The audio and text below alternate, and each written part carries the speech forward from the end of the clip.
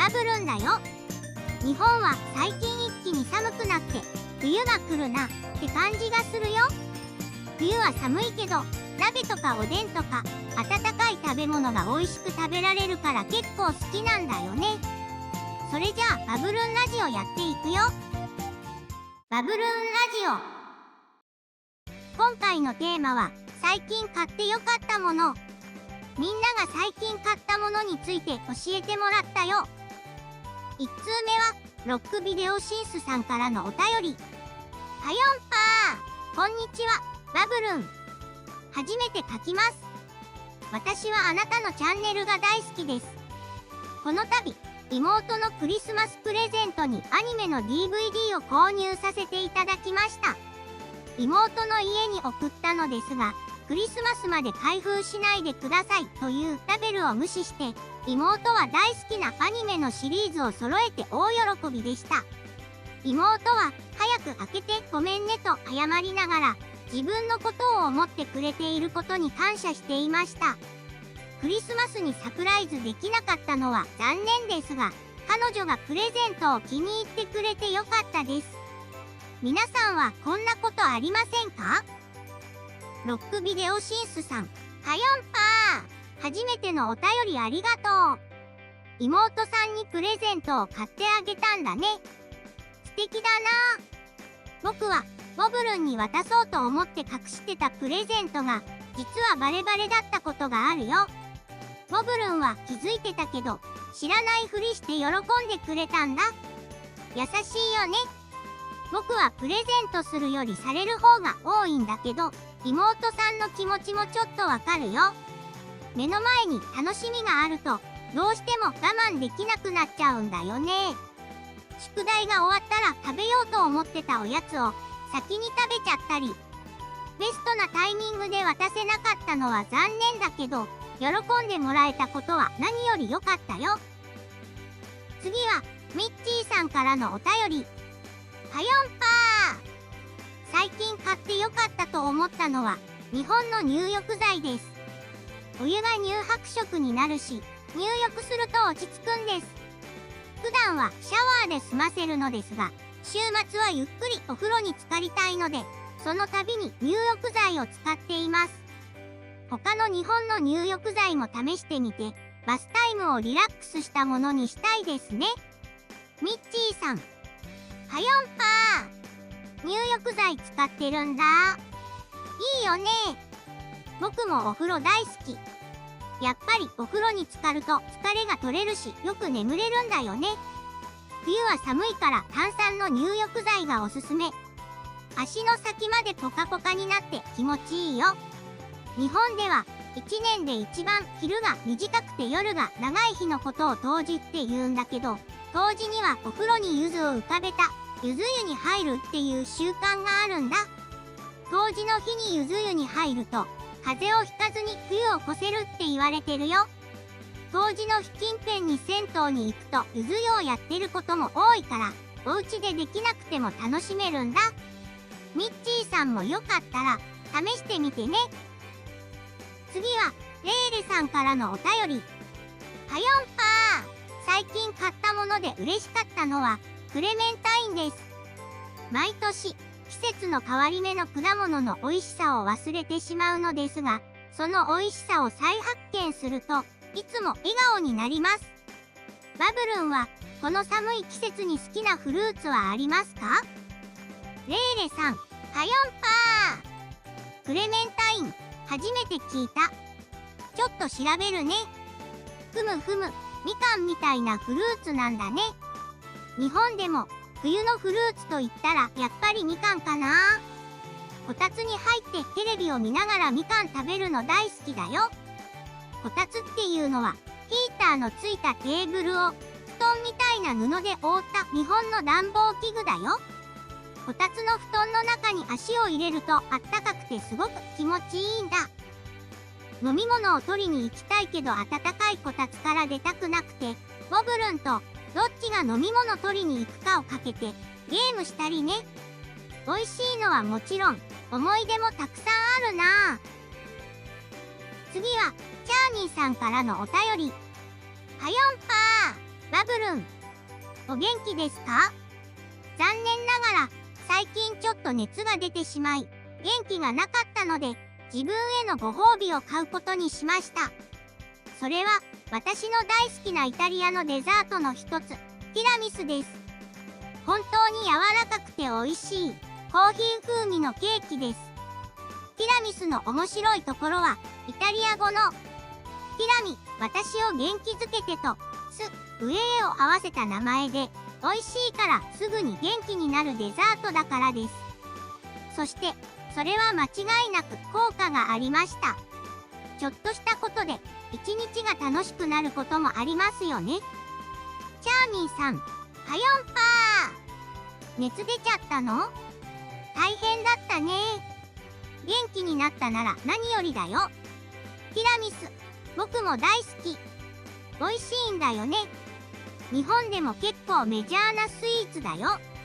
ティラミスってそんな意味があるんだ。初めて知ったよ。教えてくれてありがとう。多分、ボブルンも知らないから、僕が教えてあげよっと。そうそう。小さいご褒美でも気持ちが上がるよね。僕なんてちょっと頑張ったら、すぐ自分にご褒美あげちゃう。また、イタリアのスイーツのお話聞かせてね。バブルーンラジオ。次はふつおた紹介。1通目はトゲメットさんからのお便り。バブルン、こんにちは。気になったのですが、前回のエピソードで、デビルンはバブルドラゴンではなく、コウモリの化身だと言っていましたね。また、お友達のウールンは羊の化身と書いてありましたね。化身とはどういう意味ですか？トゲメットさん、こんにちは。化身っていうのは、もともと仏教の言葉なんだ。神様や仏様が姿を変えてこの世に現れることや、それそのもののことを化身っていうよ。そこから派生して、日本では人以外の生き物が姿を変えて人間の前に現れた時にも使われてるんだ。あとは、美しさや悪さみたいな抽象的な概念についても使うことがあるよ。すごく綺麗な人に、あの人は美の化身だって言ったりね。つまり、デビルンはバブルドラゴンという種族ってわけじゃなく、コウモリが姿を変えた存在ってことだよ。ちょっと難しい話になっちゃったね。次は、キヒョクキムさんからのお便り。いつも楽しく動画を見ています。最近バブルンチャンネルのことを知り、ほぼ全ての動画を視聴しました。2回や3回以上視聴した動画もあります。それほど面白いです。一番良いと思ったのは、バブルンが日本の文化や祝日、スラングなどを教えてくれて勉強になったことです。しかも、英語の字幕もあるから、日本語と英語のニュアンスも比較しながら視聴することで面白さも倍になり、言語の勉強にも役に立ちました。海外ファンが多いから英語の字幕は基本的にあって、馴染みなキャラクターが日本の文化も紹介してくれること。これがバブルンチャンネルならではの特色ではないかと思います。実は、私は日本に留学したばかりの学生です。もしバブルンチャンネルがなかったら、私は今まで、節分の日や、ひな祭りや、父の日はもちろん、草の由来、ワクテカ、バブミ、ハニャ、なども日本留学生なのにわからなかったはずです。印象に強く残っていることは、肩こりと時代だなぁですが、バブルンチャレンジも楽しかったです。着ぐるみバイトの経験があるので、すごく共感できました。パズルボブル紹介も楽しいです。雑談が長くなりましたが、バブルンチャンネルのこと、いつも応援しています。わー、キヒョクキムさん、お便りありがとう。バブルンチャンネルをすごく楽しんでくれて嬉しいよ。そうなの。僕の動画、日本以外の国から見てくれる人がとても多いんだ。英語の字幕も、ちゃんと翻訳のお兄さんにお願いして作ってもらってるよ。結構翻訳が難しい動画も多いんだけど、とってもうまく訳してくれてるから、勉強になると思う。留学に来てるんだ。じゃあ今日本にいるんだね。もしかしたら僕とも直接会える時が来るかも。実は僕のファンって日本以外だと韓国の人が特に多いんだ。韓国でしか売ってないグッズも結構あるんだよ。日本でいっぱい勉強していっぱい遊んで楽しい留学にしてね。今度韓国のこともいろいろ教えてほしいな。着ぐるみはちょっと何のことかわからない。次はウォーくんさんからのお便り。クルルンとコロロンはいつもリボンをつけています。つけてみたことある？ウォーくんさん、お便りありがとう。2人のリボンいいよね。僕はつけたことないな。ちょっと待っててね。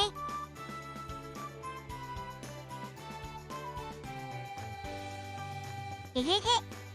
どう？バブルーンラジオ。コメント返信のコーナー。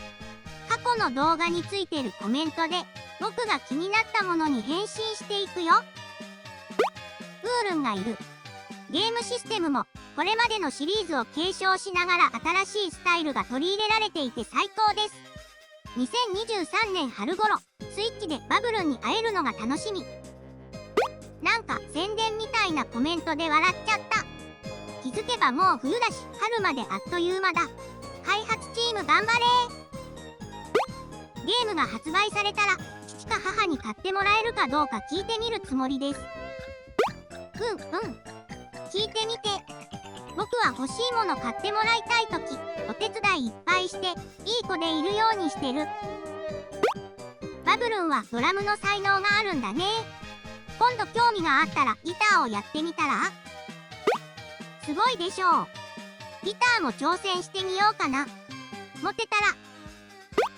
ドラムカバーをもっと増やしてほしい。へへへ。曲のリクエストあったらコメントで教えてね。バブルーンラジオ。今回のラジオはここまで。採用させてもらったお便りの投稿者には、僕から Twitter の DM で壁紙を送るから待っててね。次回のお題はこれ。1、2023年の抱負。2022年ももうすぐ終わりだけど、今年はどんな年だった？そして、来年の抱負をみんなに聞きたいな。ちなみに僕は、世界中の人にパズルボブルエブリバブルを遊んでもらうこと。そのために、ゲームの面白さをいっぱいアピールしていくよ。2、普通のお便り。僕への相談や聞きたいことを引き続き募集するよ。概要欄にある応募フォームから送ってね。採用された人にはラジオネームが入った壁紙をプレゼントするよ。それじゃあ次回の動画もお楽しみに。またねー。